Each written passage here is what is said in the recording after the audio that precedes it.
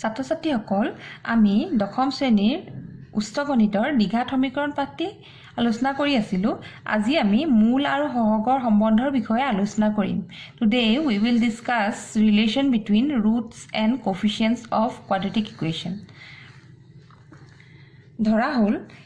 ax square plus bx plus c equal to 0, a not equal to 0 দ্বিঘাত সমীকৰণটোৰ মূল দুটা আলফা আৰু বিটা। এই দ্বিঘাত সমীকৰণটোৰ আমি দুটা মূল ধৰি লৈছোঁ আলফা আৰু বিটা। এতিয়া আমি দ্বিঘাত সূত্ৰৰ পৰা দ্বিঘাত সূত্ৰৰ বিষয়ে আলোচনা কৰিছিলোঁ আগৰ ক্লাছত। দ্বিঘাত সূত্ৰৰ পৰা alpha equal to minus B plus root B square minus 4ac by 2a, beta equal to minus B minus root B square minus 4ac by 2a। তেন্তে alpha plus beta is equal to minus B by A. এইটো আমি আগৰ ক্লাছত কেনেকৈ পাইছোঁ, এই ULFA plus beta আমি উলিয়াইছিলোঁ। Alpha plus beta equal to minus B by A পাইছিলোঁ আৰু alpha into beta equal to C by A পাইছিলোঁ। ইয়াৰ পৰা আমি কি দেখিলোঁ চোৱাচোন, alpha plus beta equal to minus এই বিটো কি হয়, বি হয় এক্সৰ সহগ, সেইকাৰণে লিখিছোঁ আমি এক্সৰ সহগ বাই এ হ'ল এক্স স্কুৱাৰ সহগ, সেইকাৰণে বাই এক্স স্কুৱাৰ সহগ আৰু alpha into beta C by A ঠাইত আমি লিখিব পাৰিম চি হ'ল ধ্ৰুৱক পদটো, ধ্ৰুৱক বাই এ হ'ল এক্স স্কুৱাৰৰ সহগ, ধ্ৰুৱক বাই এক্স স্কুৱাৰৰ সহগ। এই দুইটাই হ'ল সমীকৰণটোৰ মূল আৰু সহগৰ মাজৰ প্ৰাথমিক সম্বন্ধ। এতিয়া তোমালোকে এই দুটা সম্পৰ্ক মনত ৰাখিব লাগিব। তাৰপিছত মূল আৰু সহগৰ প্ৰাথমিক সম্বন্ধ দুটাৰ পৰা তলৰ সিদ্ধান্ত কেইটা ল'ব পাৰোঁ। আমি কেইটামান সিদ্ধান্ত ইয়াৰ পৰা আমি পাওঁ। কি পাওঁ চোৱাচোন, এইখিনি সিদ্ধান্ত তোমালোকৰ 1 মাৰ্কছৰ কুৱেশ্যন এইকেইটা সিদ্ধান্তৰ পৰা প্ৰায় আহি থাকে। তোমালোকে এইখিনি কিতাপতো পাবা, কিন্তু ভালকৈ সেইখিনি নাই, প্ৰুফখিনি দিয়া নাই। মই ইয়াত তোমালোকক প্ৰুফে সৈতে দেখাবলৈ চেষ্টা কৰিছোঁ, তোমালোকে মন দি চাই যোৱা। আলফা এতিয়া দিছে 1 নম্বৰটো চোৱা, যদি B equal to C equal to 0 মানে এক্সৰ সহগ আৰু ধ্ৰুৱক পদটো যদি দুইটা শূন্য হয়, তেন্তে সমীকৰণটোৰ দুয়োটা মূলেই শূন্য। দুইটা মূলেই মানে সমীকৰণটোৰ দুইটা ৰুটছে দুইটা মূলে 0 হ'ব, মানে শূন্য হ'ব বুলি কৈছে। কেনেকৈ হ'ব এতিয়া আমি ইয়াত মই অলপ দেখাইছোঁ, তোমালোকে চোৱা। Alpha plus beta equal to minus B by, এইটো আমি ওপৰৰ সম্পৰ্কৰ পৰা পাইছোঁ। Alpha beta is equal to C by, হয় না? যেতিয়া চোৱা alpha plus beta equal to minus, এইটো বি ইজ ইকুৱেল টু 0 দিয়া আছে, সেইকাৰণে 0 বাই এ লিখিছোঁ। Alpha plus beta equal to 0, ইয়াৰ পৰা আমি পালোঁ alpha equal to minus beta, এইটো আমি 1 নম্বৰ চিন দি থৈছোঁ। তাৰপিছত ইয়াত চোৱা alpha beta equal to C by A, alpha beta equal to চিটো যিহেতু 0 দিয়া আছে আমাৰ, ইয়াত 0 বহাই দিছোঁ 0 by A. Alpha beta equal to 0 by A মানে 0, তে আলফা ইয়াত আমি 1 নম্বৰ ইয়াত চোৱাচোন তোমালোকে 1 নম্বৰ য'ত আমি চিন দি থৈছোঁ তাত আলফা ইকুৱেল টু কি পাই থৈছোঁ, মাইনাছ বিটা, সেইটো alpha equal to minus beta আমি বহাই দিছোঁ। Minus beta into beta equal to 0, 1ৰ পৰা। তাৰপিছত চোৱা এইটো হ'ল মাইনাছ এটা মাইনাছ আৰু বিটা স্কুৱাৰ ইকুৱেল টু 0, মানে ইয়াৰ পৰা আমি পালোঁ বিটা স্কুৱাৰ, এইটো হ'লগৈ বিটা ইকুৱেল টু 0। মানে এতিয়া আমাৰ বিটাটো যিহেতু 0, আলফা আকৌ মাইনাছ বিটা সৈতে সমান হৈছে, সেইকাৰণে আমাৰ alpha equal to minus beta equal to আলফাও 0 হৈ যাব, কাৰণ যিহেতু বিটাটো 0, সেইকাৰণে আলফা আৰু বিটা আমাৰ দুইটা মূলে 0 পাই গ'লোঁ। এইটো 1 মাৰ্কছৰ অবজেক্টিভ কুৱেশ্যন প্ৰায় আহি থাকে এনেকুৱা ধৰণৰ। 2 নম্বৰটো লৈছোঁ আহা, যদি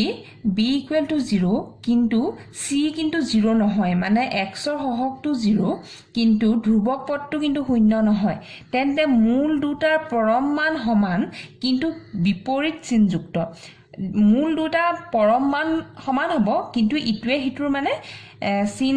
এটা যদি যোগাত্মক হয় এটা ঋণাত্মক হ'ব, তেনেকুৱা ধৰণৰ মানে। এটা চোৱাচোন alpha plus beta equal to minus B by, তেতিয়াহ'লে alpha plus beta equal to ইয়াত বিটো কি দিছে 0 দিছে 0/a alpha plus beta equal to 0/a 0 alpha equal to minus beta এটা দেখিলো নে আলফা আৰু বিটা সমান কিন্তু সমান মানে নহয় পৰম মানহে সমান কিন্তু বিপৰীত চিন যুক্ত এতিয়া 3 নম্বৰটোলৈ আহিছো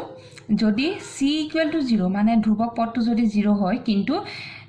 x ৰ হক b not equal to 0 মানে x ৰ হকটো যদি শূন্য নহয় তেন্তে এটা মূল শূন্য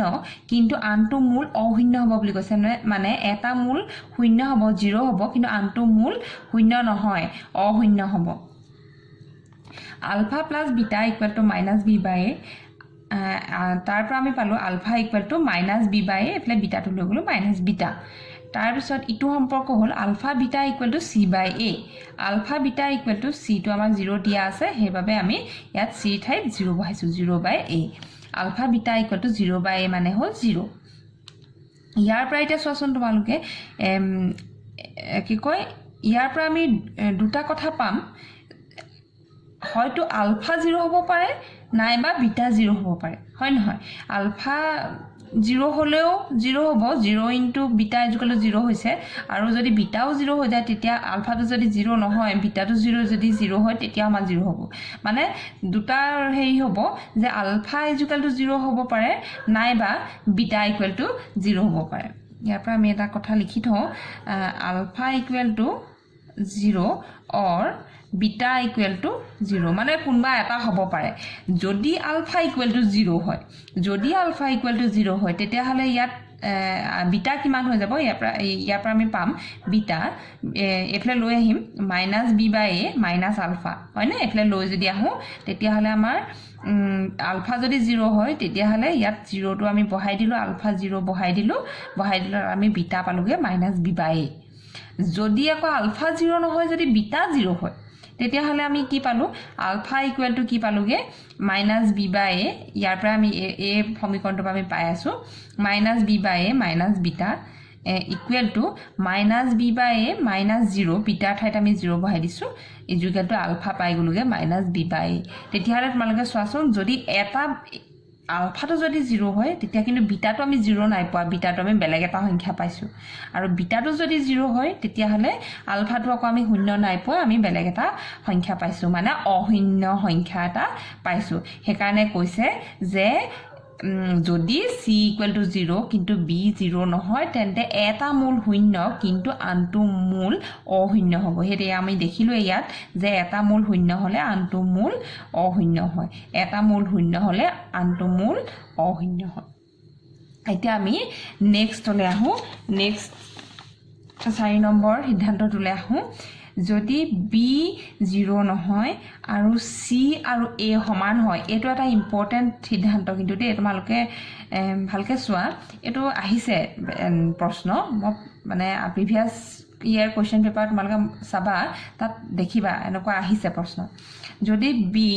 0 নহয় আৰু c ইকুৱেল টু 0 যদি হৈ যায় c আৰু a মানে ধ্ৰুবক পদটো আৰু x স্কয়াৰৰ যেটো হহক এই দুটা যদি সমান হৈ যায় তেন্তে মূল দুটা ইটো হিতুৰ প্ৰতিক্ৰম বুলি কৈছে এটা চোৱাচোন আমি দুটা সম্পৰ্ককিটা ওপৰৰ সম্পৰ্ককিটা আমি লিখিছো মূল দুটাৰ সম্পৰ্ক হ'ল alpha plus beta equal to minus b by a আৰু alpha into beta equal to c by a আমি এটো মান হেই নকৰো ইয়াৰ পৰা আমি পাই যাম কথাখিনি alpha into beta equal to c আৰু a সমান সেইকাৰণে আমি a বাই a লিখিছো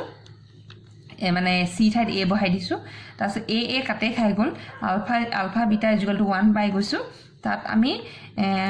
যদি আমি বিটাটো এফালে লৈ আহো তেতিয়া হৈ যায়গে alpha equal to 1 by beta বা যদি আলফাটো এফালে লৈ যাও তেতিয়া হৈ যায় beta equal to 1 by alpha তেতিয়া হলে আমি দেখিলৱে ইটোৱে হিতুৰ alpha equal to 1 by beta বা beta equal to 1 by alpha মানে ইটোৱে হিতুৰ প্ৰতিক্ৰম আমি দেখা পালো এতিয়া 5 নম্বৰলৈ আহো 5 নম্বৰটোত কি কৈছে যদি b ইকুৱেল টু 0 হয় যদি x ৰ হহকটো 0 হয় আৰু ধ্ৰুবক পদটো যদি 0 নহয় তেন্তে a আৰু c বিপৰীত চিন যুক্ত হলে মূল দুটা বাস্তৱ হ'ব ইয়াত চোৱাচোন alpha plus beta is equal to minus B by A তাত আমি alpha plus beta is equal to আমি বিটো যিহেতু 0 সেইকাৰণে মাইনাছ 0 বাই এ বহাই দিলোঁ alpha plus beta is equal to 0 by A হ'ল 0 তেতিয়াহ'লে আলফা ইজ ইকুৱেল টু হ'লগৈ মাইনাছ বিটা এইটো আমি 1 নম্বৰ চিন দি থৈছোঁ তাৰপিছত ইটো সম্পৰ্কটো চোৱা alpha beta is equal to C by A alpha beta is equal to C by A ইয়াত আমি 1 নম্বৰ পৰা আমি alpha is equal to minus beta ইয়াত বহাই দিছোঁ minus beta into beta is equal to C by A 1 ৰ পৰা তেনেকৈ লিখি থৈছোঁ তাৰপিছত minus beta square equal to C by A beta square is equal to এইফালে মাইনাছ এইফালে লৈ আহিলোঁ মাইনাছ চি বাই এ আৰু beta is equal to root minus C by A এতিয়া চোৱাচোন আমি ৰুটৰ ভিতৰত যেতিয়া আমাৰ ঋণাত্মক সংখ্যা এটা থাকে তেতিয়াহ'লে এইটো আমাৰ এটা কি হ'ব কাল্পনিক সংখ্যা হ'ব কাল্পনিক হ'ব আমি ৰুটৰ ভিতৰত ঋণাত্মক সংখ্যা এটা পালে আমি এইটো এটা কাল্পনিক সংখ্যা পাওঁ হয় নহয় কিন্তু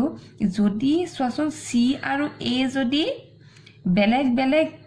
বিপৰীত চিনযুক্ত হয় যদি c2 মাইনাছ হয় a2 যদি প্লাছ হয় c2 মাইনাছ হয় a2 যদি প্লাছ হয় তেতিয়াহ'লে মাইনাছে মাইনাছে মিলি পেলাই আকৌ a মাইনাছটো নথকা হৈ যাব নহয় হয় নহয় বা c2 প্লাছ হয় a2 যদি মাইনাছ হয় তেতিয়া a2 মাইনাছে কাট খাই এইটো প্লাছ হৈ যাব হয় নহয় তেতিয়া আমাৰ এইটো ৰুটৰ ভিতৰত এটা পজিটিভ এটা যোগাত্মক সংখ্যাহে থাকিবগে হে যোগাত্মক সংখ্যাটো থকাৰ লগে লগে এইটো কাল্পনিক হৈ নাথাকে আৰু এইটো এটা বাস্তৱ সংখ্যা হৈ যাব হেতু বাস্তৱ সংখ্যা হৈ গ'লে আলফাটো আমাৰ বাস্তৱ বিটাটো যদি বাস্তৱ হয় আলফাটো ইয়াৰ পৰা আমি বাস্তৱ পাই যাম কাৰণ মাইনাছ বিটা হয় আলফাটো সেইকাৰণে কৈছে যে a আৰু c বিপৰীত চিনযুক্ত হ'লে মূল দুটা বাস্তৱ হ'ব যদি a আৰু c বিপৰীত চিনযুক্ত হয় তেতিয়াহ'লে এই মাইনাছটোৱে ইটো মাইনাছৰ লগত দুটা মাইনাছ হৈ যাব তেতিয়া প্লাছ হৈ পেলাই এইটো এটা আমাৰ বাস্তৱ সংখ্যা হৈ যাব আৰু তেতিয়া আলফা আৰু বিটা দুইটাই আমাৰ বাস্তৱ পাম বাস্তৱ মূল পাম a আৰু c বিপৰীত চিনযুক্ত হ'লে মূল দুটা বাস্তৱ হ'ব তাৰপিছত 6 নম্বৰটোলৈ আহা যদি b ইকুৱেল টু 0 আৰু c 0 নহয় তেন্তে a আৰু c একে চিনযুক্ত হ'লে মূল দুটা কাল্পনিক হোৱাৰ লগতে ইটো হিটোৰ সংযুগ্ম হ'ব মানে চোৱা আলফা প্লাছ বিটা ইকুৱেল ওপৰৰ আমি 5 নম্বৰটোৰ দৰে কৰি যাম alpha plus beta equal to minus b by a alpha plus beta equal to minus 0 by a alpha plus beta equal to 0 by a টো 0 হৈ গৈছে আলফা ইকুৱেল টু মাইনাছ বিটাটো এইফালে লৈ আহিলোঁ মাইনাছ বিটা হ'লেতো আমি 1 নম্বৰ চিন দি থৈছোঁ তাৰপিছত ইটো সম্পৰ্কটো চোৱা alpha into beta equal to C by A তাত আমি 1 নম্বৰ পৰা আমি লিখি দিলোঁ alpha equal to minus beta আমি ইয়াত বহাইছোঁ minus beta into beta equal to C by A minus beta square equal to C by A beta square equal to minus C by A beta equal to root A স্কোয়াৰটো এইফালে লৈ আহিলোঁ square হৈ গ'ল square root minus C by A এতিয়া চোৱাচোন a আৰু c একে চিনযুক্ত হ'লে মানে a আৰু c যদি দুইটা পজিটিভ হ'লে দুইটা যোগাত্মক হ'লে দুইটা যোগাত্মক যদি হয় তেতিয়ালে মাইনাছটো থাকি যাব আৰু দুইটাই যদি ঋণাত্মক হয় তেতিয়াহ'লে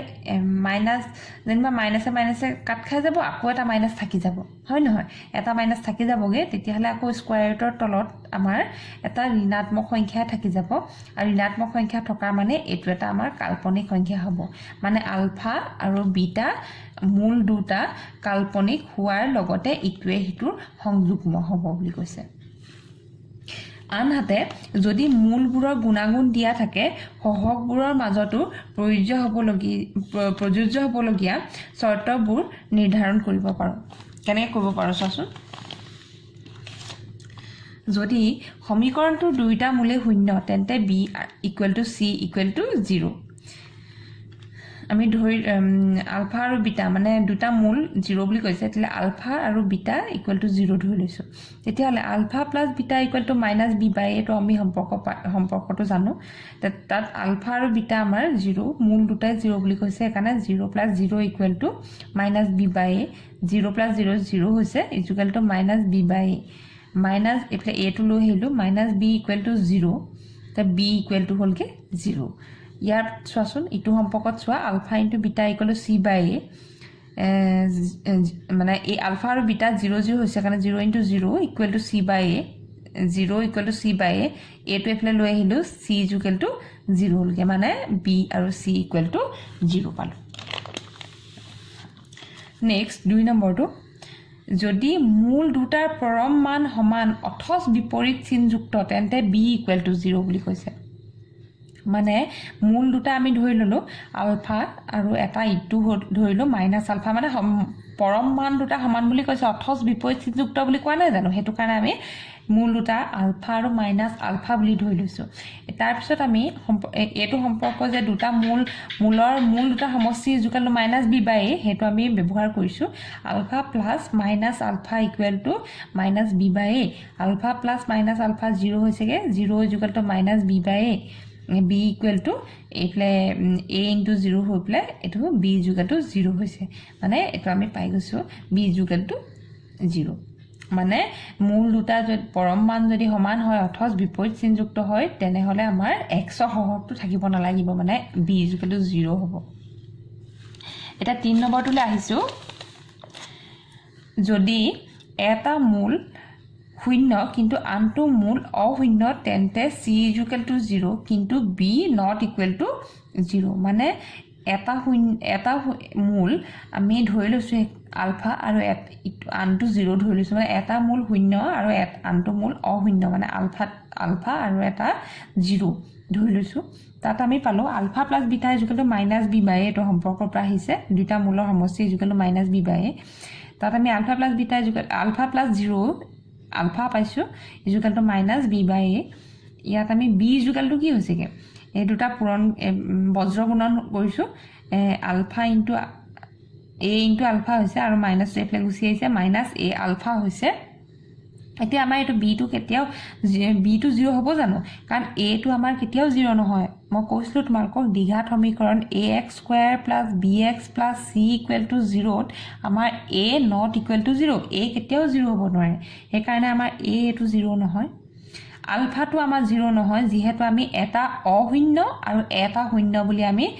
এটো ইয়াত দিয়া আছে আৰু আমি তেনেকে ধৰি লৈছো আলফা টু আমাৰ শূন্য নহয় মানে এটো a ও শূন্য নহয় আলফা শূন্য নহয় কাৰণ আমাৰ b কেতিয়াও 0 হ'ব নোৱাৰে তাৰ পিছত আমি আহো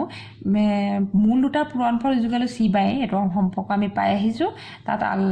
ULFA * 0 equal to c by হৈছে আলফা * 0 0 হৈছে equal to c by a আৰু এফলে আমি a টু এফলে লৈ আহিলো তেলে c equal to 0 * a equal to 0 মানে c ইকুৱেল টু 0 হৈছে b ইকুৱেল টু b কেতিয়াও 0 হ'ব নোৱাৰে মানে এটা মূল যদি এটা মূল শূন্য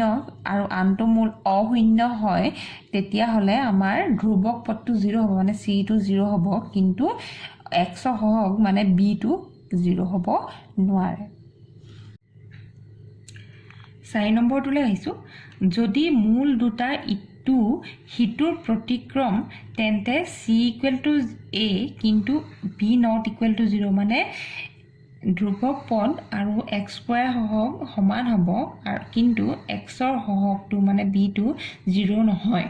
সচোন কেনেকৈ হ'ব মূল দুটা আমি ধৰি ললো এটা ইটোৰ প্ৰতিক্ৰম বুলি দিয়া আছে সেইকাৰণে আমি মূল দুটা আলফা আৰু 1 বাই আলফা বুলি ধৰি লৈছো তাৰ পিছত আমি সম্পৰ্ক কেইটাৰ পৰা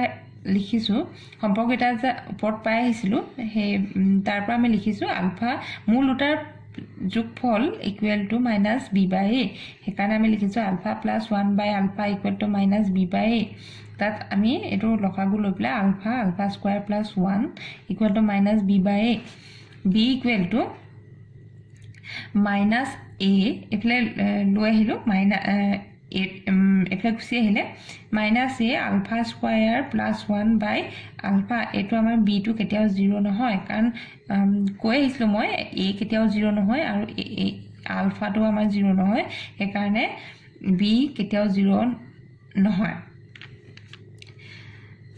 এটো আমাৰ 0 নহয় ওপৰ এইখিনি আলফা স্কয়াৰ প্লাস 1 টো আমাৰ 0 নহয় সেই কাৰণে আমাৰ b টু 0 নহয় তাৰ পিছত চোৱা মূল দুটা পূৰণফল equal to c by a হেতু পৰা আমি লিখিছো alpha * 1 by alpha equal to c by a alpha cancel গল 1 equal to c by a c equal to 1 * a equal to c equal to a a ৰেফল লৈ আহিলো 1 * a হল এটাৰে c ইকুৱেল টু a হল মানে c আৰু a সমান আৰু b 0 নহয় ছাত্ৰ-ছাত্ৰীসকল এতিয়া আমি অনুশীলনী 4.1 ৰ কোৱেশ্চন নম্বৰ 3 টো কৰিম কোৱেশ্চন নম্বৰ 3 ত প্ৰশ্নটো কি দিয়া আছে চোৱাচোন এটা দ্বিঘাত সমীকৰণ নিৰ্ণয় কৰা যাৰ মূলবোৰ এক নম্বৰত দিয়া আছে x² - 16x + 63 = 0 ৰ মূলবোৰতকৈ 2 সৰু মানে এই দ্বিঘাত সমীকৰণ যিটো দ্বিঘাত সমীকৰণ আমি নিৰ্ণয় কৰিব লাগিব সেই দ্বিঘাত সমীকৰণটোৰ মূল কেইটাৰ মান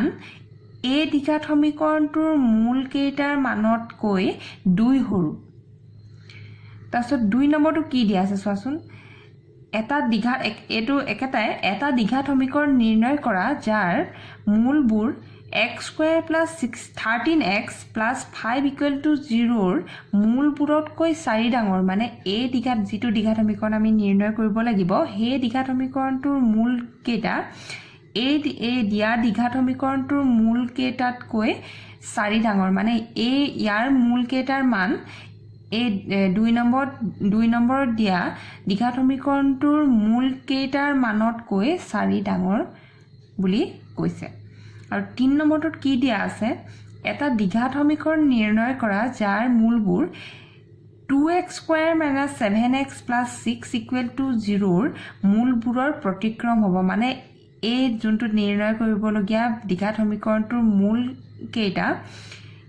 এটো দিয়া দ্বিঘাত সমীকৰণটোৰ মূল কেইটাৰ প্ৰতিক্ৰম হ'ব বুলি কৈছে আহাচোন এতিয়া আমি এটা এটাকৈ কোৱেশ্চন নম্বৰ 3 টো কৰি যাম exercise 4.1 question number 3 এক নম্বৰ আমি ধৰি লম ধৰা হল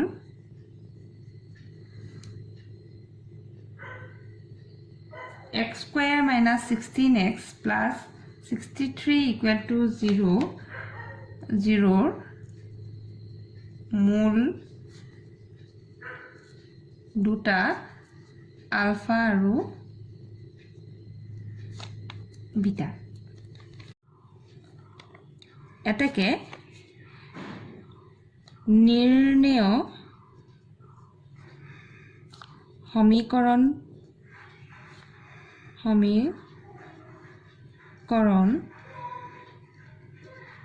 তোৰ মূল দুটা আমাৰ কি হ'ব আলফা - 2 আৰু বিটা - 2 কাৰণ আমাক কৈ দিছে প্ৰশ্নটো দিয়া আছে যে এই দ্বিঘাত সমীকৰণটোৰ মূল দুটাৰ আৰু এই যোনটো নিৰ্ণয় কৰিবলগীয়া সমীকৰণটোৰ মূল দুটা কি হ'ব এই দি থোৱা দ্বিঘাত সমীকৰণটোৰ মূল দুটাৰকৈ 2 কম হ'ব 2 কম বুলি কৈছে কাৰণ আমি আলফা - 2 আৰু বিটা - 2 লৈছো এটাকে x² - 16x + 63 = 0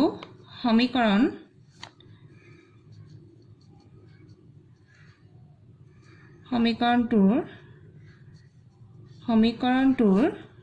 পৰা পাওঁ a = 1 আমি আপা সোৱা x² সহগটো a = 1 b = -16 c = 63 এটাকে আলফা + বিটা আমি উলিয়াম আলফা আৰু বিটা এই সমীকৰণটোৰ এটো সমীকৰণৰ আমি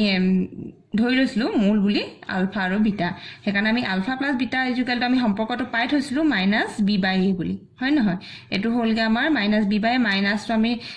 লিখিছো আৰু b ৰ লগত b হৈছে -16 আকৌ এটা আমাৰ মাইনাস হ'ব মানে b ভ্যালুটো আমাৰ -16 হেকাৰণে আমি ব্ৰেকেটত লিখিছো বাই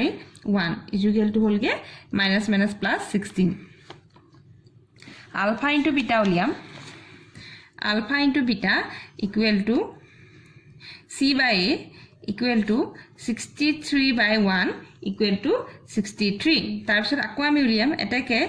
এই দুটা এতিয়া এই দুটা মূল দুটাৰ আমি যোগফল উলিয়াম কিমান হ'ব alpha - 2 plus beta - 2 equal to আমি প্ৰথমতে আলফা প্লাস বিটাটো লিখি লম আলফা প্লাস বিটা একেলগে লিখি পেলাই আৰু -2 -2 এনেকৈ লিখি লৈছো এটা আলফা প্লাস বিটাৰ ভ্যালুটো আমি ইয়াত উলিয়াই থৈছো এটো 16 4 ইকুৱেল টু 12 তাৰ পিছত আমি এই দুটা মূলৰ আমি আকৌ পূৰণফল উলিয়াম alpha -2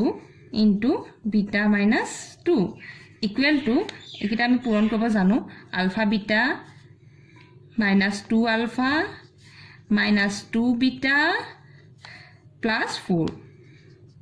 equal to alpha beta -2 টো কমন লৈছো alpha plus beta plus 4 equal to alpha into beta তোমালোকৰ 63 আছে 63 -2 আলফা প্লাস বিটা তোমালোকৰ 16 plus 4 equal to 63 minus 32 plus 4 equal to এটা 63 plus 4 whole 67 minus 32 is equal to 35 হ'ব এতিয়া আমি নিৰ্ণয়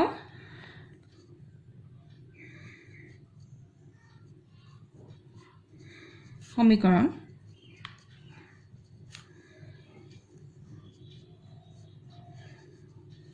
হব x স্কয়াৰ মাইনাস এতিয়া আমি যেটো সমীকৰণ উলিয়াম হে সমীকৰণটোৰ মূল দুটা এই দুটা আছিল আলফা -2 আৰু বিটা -2 তেতিয়ালে আমি আগত পাই আহিছো যে মানে সমীকৰণ দ্বিঘাত সমীকৰণটোৰ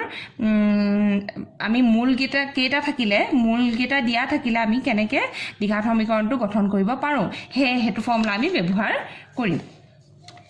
এটা আমাৰ ইয়াত হ'ব আলফা আমি প্ৰথমতে এইভাগে লিখি লৈছো আলফা মাইনাস বিটা আলফা -2 আৰু beta plus beta -2 into x plus alpha -2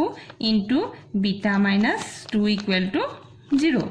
this implies x square minus এটো আমি উলিয়াই থৈছো চোৱাচোন এটো আমি উলিয়াই থৈছো alpha -2 plus beta -2 equal to 12 হেতু আমি ইয়াত পঢ়াই দিম 12x plus এই দুটা পূৰণ ফল আমি উলিয়াই থৈছো এটো 35 ইকুৱেল টু 0 এটাকে আমাৰ নিৰ্ণয় সমীকৰণটো হ'ল x square minus 12x plus 35 equal to 0 ছাত্ৰ-ছাত্ৰীসকল এতিয়া আমি কোৱেশ্চন নম্বৰ 3 2 নম্বৰটোলৈ আহিছো 2 নম্বৰটো তোমালোকৰ x স্কয়াৰ দিয়া যোনটো সমীকৰণটো দ্বিঘাত সমীকৰণটো আছিল হেতু আছিল x square plus 13x plus 5 equal to 0 হেতু আমি তাৰ আমি মূল কেইটা আমি আলফা আৰু বিটা বুলি ধৰি লম ধৰা হ'ল x square plus 13x plus 5 equal to 0 মূল দুটা আলফা আৰু বিটা এটাকে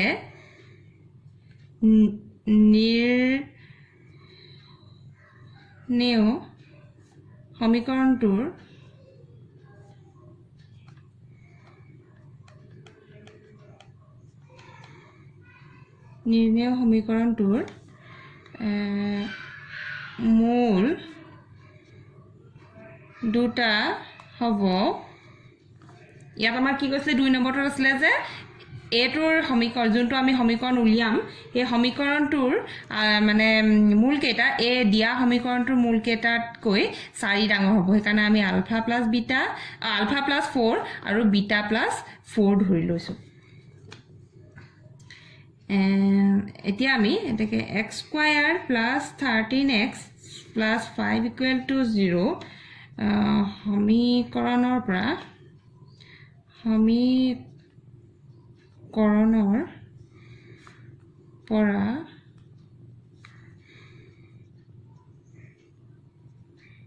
পাও a equal to 1 b equal to 13 c equal to 5 এটাকে alpha plus beta equal to minus b by a equal to minus 13 by 1 equal to minus 13 alpha into beta equal to c by a equal to 5 by 1 equal to 5 তাৰপিছত আমি আকৌ এই সমীকৰণটো নিৰ্ণয় কৰিবলগীয়া সমীকৰণটোৰ মূল কেইটাৰ যোগফল উলিয়াম alpha plus 4 plus beta plus 4 equal to alpha plus beta plus 4 plus 4 equal to alpha plus beta হ'ল -13 প্লাছ এইটো 4 প্লাছ 4 আমি 8 বহাই দিলোঁ ইকুৱেল টু হ'লগৈ -5 তাৰপিছত আমি পূৰণফল উলিয়াম alpha plus beta into alpha plus beta no alpha plus 4 into beta plus 4 equal to alpha beta plus 4 alpha plus 4 beta plus 16 equal to alpha beta plus 4 alpha plus beta plus 16 alpha into beta তোমালোকৰ এই ওপৰত উলিয়াই থৈছো 5 plus 4 into এটো alpha plus beta হৈ আছে -13 plus 16 equal to 5 minus 4 into 13 52 plus 16 equal to 21 minus 52 equal to -31 এতেকে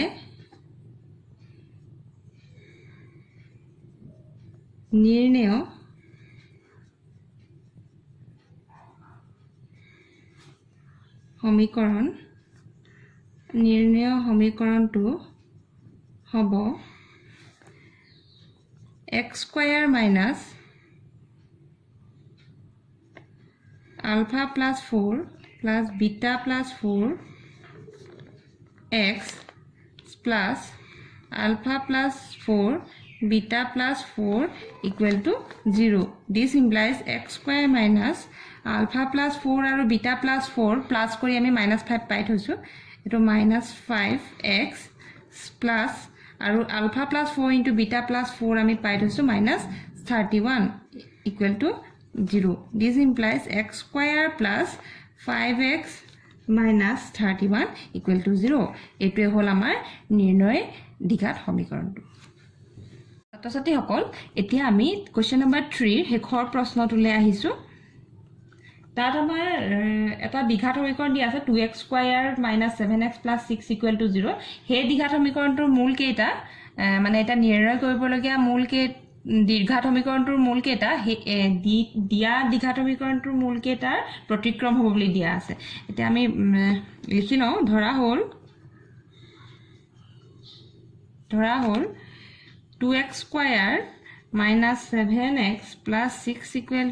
0 0 মূল দুটা আলফা আৰু বিটা এটাকে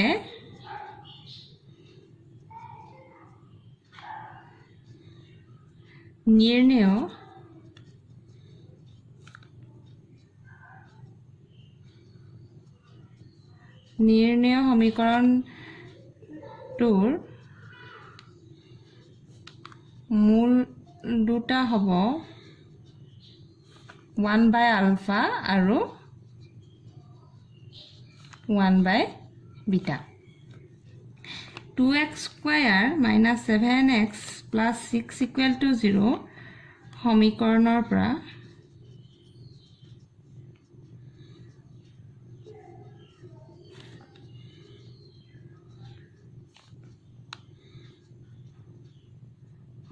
পৰা পাওঁ a = 2 b = -7 c = 6 এটাকে alpha plus beta equal to -b/a equal to -7/2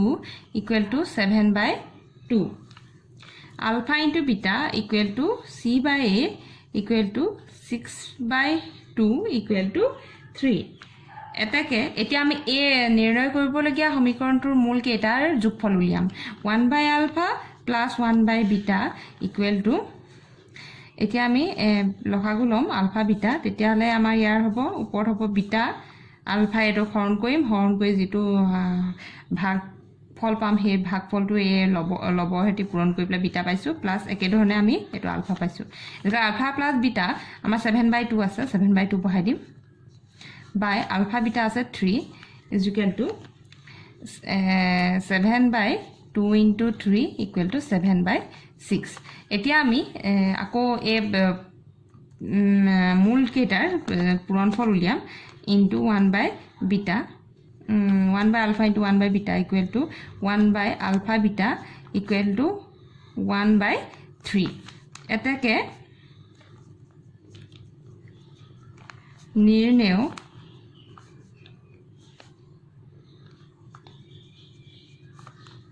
সমীকরণ হব x square minus 1 by alpha plus 1 by beta x plus 1 by alpha into 1 by beta equal to 0. This implies x square minus 7 by 6x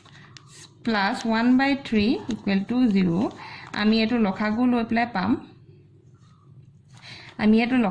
পেলাই পাম 6x square minus 7x plus 2 equal to 0 এফলে আমি 6 two right hand সাইডে লৈ গলো 0 লগত পূৰণ হৈ গল তেতিয়া আমাৰ এফলে হল -7x